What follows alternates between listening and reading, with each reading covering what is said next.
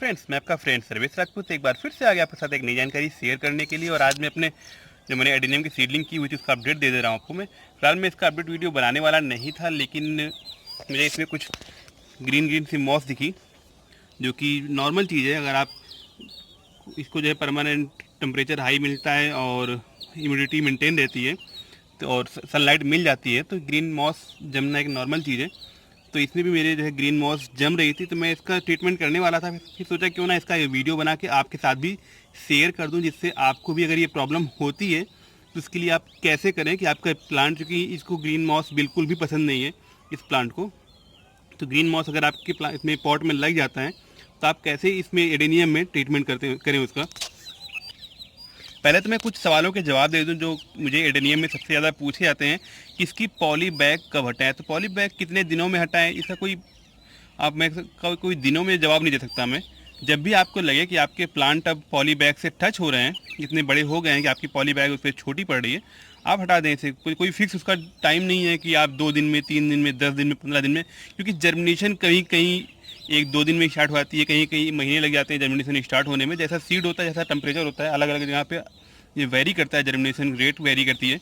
जैसे मेरे कुछ सीड्स अभी इतने बड़े हो गए हैं, कुछ प्लांट बड़े हो गए हैं, दिखाता हूँ मैं आपको, और कुछ सीड्स अभी भी जर्मिनेट हो रहे हैं।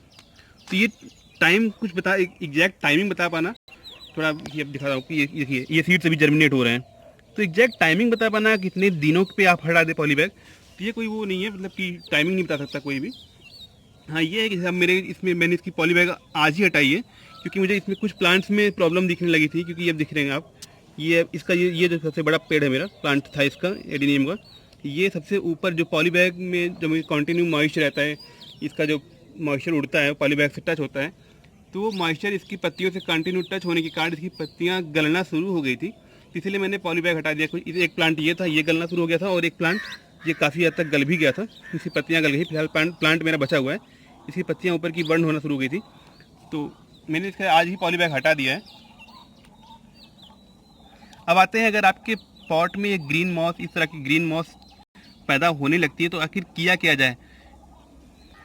इसके लिए आपको ऐसे बड़े दानों की सैंड लेनी है और उसे अच्छे से धुल लेना है। अच्छे से धुलने का मेरा सेंस ये है कि आप उसको तब तक धुलिए साफ़ पानी से, उसको तब तक धुलिए जब तक उसमें आप पानी ऐड करें और उस पानी का कलर जो है मटमैला ना होकर साफ़ रह जाए, तब तक उसे आप धुलिए। धुलने के बाद इसे अच्छे से सुखा लीजिए, मतलब कि जो पानी मॉइस्चर था, एक्स्ट्रा मॉइस्चर इससे ख़त्म हो जाए। जब ये सूख जाए अच्छे से, तब आप इसको ऊपर से स्प्रिंकल कर, मैंने इसका स्प्रिंकल शुरू भी कर दिया था, लेकिन सोचा क्यों ना आपके साथ भी ये शेयर कर दूँ। हो सकता है मेरे किसी फ्रेंड्स के साथ ये प्रॉब्लम नॉर्मल है, सबके साथ हो सकता है आ जाइए, तो मैंने सोचा कि क्यों ना इसका एक अपडेट वीडियो बनाते हुए ये प्रॉब्लम को कैसे सॉल्व की जाए ये भी आपको बता दूँ। तो आप इसकी सैंड को जब आप इसके ऊपर मल्चिंग कर देंगे, इन मोटे दानों के सैंड को, तो होता क्या है कि जो अब ये, क्योंकि इसको जमने के लिए पहली चीज़ तो मॉइस्चर चाहिए, कंटिन्यू ह्यूमिडिटी चाहिए, और तीसरी चीज़ चाहिए इसे बढ़ने के लिए वो सनलाइट। तो सनलाइट अब इसे मिलेगी नहीं, क्योंकि इसके ऊपर अगर सैंड पड़ जाएगा ये, तो सनलाइट, इसकी जो सनलाइट का सोर्स है वो बंद हो जाएगा, तो ये जो मॉस है ये ख़त्म हो जाएगी। बस हल्का हल्का सा इसको खुरच दें, और खुरचने के बाद ऊपर से सैंड डाल दें।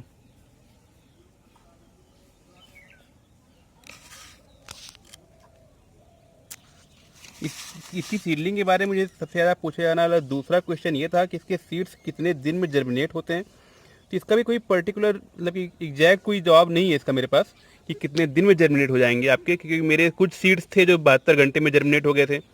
कुछ सीड्स ऐसे थे जो अभी तक जर्मिनेट हो रहे, मैं दिखाया था आपको, मैं ये देखिए अभी भी ये है, और कुछ सीड्स अभी भी ज़मीन के अंदर है। जिसकी मैं खुरचन कर रहा था मॉस को हटाने के लिए, तो मुझे कुछ सीड्स ऐसे दिख रहे थे जो जर्मिनेट होना शुरू हुए हैं अभी। तो कोई एग्जैक्ट जवाब इसका नहीं दे पाएगा कोई भी कि इतने दिन में, 24 घंटे में या फिर 72 घंटे में। 72 घंटे मुझे पहला स्प्राउट दिख गया था, लेकिन अभी तक सीड्स जर्मिनेट हो रहे हैं इसके। तो जैसे सीड्स की क्वालिटी होती है, कुछ सीड्स जल्दी जर्मिनेट होते हैं, कुछ सीड्स लेट जर्मिनेट होते हैं, कोई फिक्स डे इसका फिक्स नहीं होता है। मैंने सैंड की अच्छे से इसके ऊपर लेयर बना दी है। बस आपको इतना ख्याल रखना है आपका सैंड जो है बड़े दानों का हो और अच्छे से साफ़ किया हुआ हो। अगर आप उसको अच्छे से साफ़ नहीं करते हैं, तो जो सैंड आप इसके फ़ायदे के लिए डाल रहे हैं, इसकी मॉस ख़त्म करने के लिए डाल रहे हैं, वो इसको फ़ायदा ना दे करके नुकसान ही देने वाला है। तो सैंड को अच्छे से साफ़ करके ही आप इसमें यूज करें। सीडलिंग अगर आप सीडलिंग फिलहाल कोई भी सीडलिंग हो, अगर आप उसमें सैंड मिक्स कर रहे हैं तो सैंड आपका साफ़ सुथरा होना चाहिए, उसमें कुछ गंदगी ना हो, इससे किसी अदर प्लांट के सीड ना हो या फिर बग्स के जो है अंडे ना हो, ये सब आपको केयर करना होता है थोड़ा। वो कैसे करना है मैं अभी आपको कल या परसों में इसका कैक्टस पे की सीडलिंग पे एक वीडियो बनाने वाला हूँ, तो जिसमें मैं आपको बता दूंगा कि कैसे उस अपने सैंड को प्रिपेयर करना है उस काम के लिए। उम्मीद करता हूँ आपको अच्छे से समझ में आ गया होगा। अगर आपकी सीडलिंग में ऐसे मॉस आ गई हो कि उसमें एडेनियम की, तो आप उस मॉस को ऐसे बड़े बड़े सैंड से कवर कर दें। साफ़ सैंड हो उसकी अच्छी एक पतली सी लेयर बना दें बड़े सैंड्स की, साफ़ सैंड्स की, तो वो मॉस खत्म हो जाएगी। उम्मीद करता हूँ आपको अच्छे से समझ में आ गया होगा। वीडियो पसंद है प्लीज़ वीडियो को लाइक कर दें, चैनल को सब्सक्राइब करना ना भूलें। चैनल को अगर आपने सब्सक्राइब कर लिया तो बगल में बेल आइकॉन बना हुआ है, उसे भी दबा दें। फिर मिलते हैं एक नई जानकारी के साथ, तब तक के लिए goodbye and take care.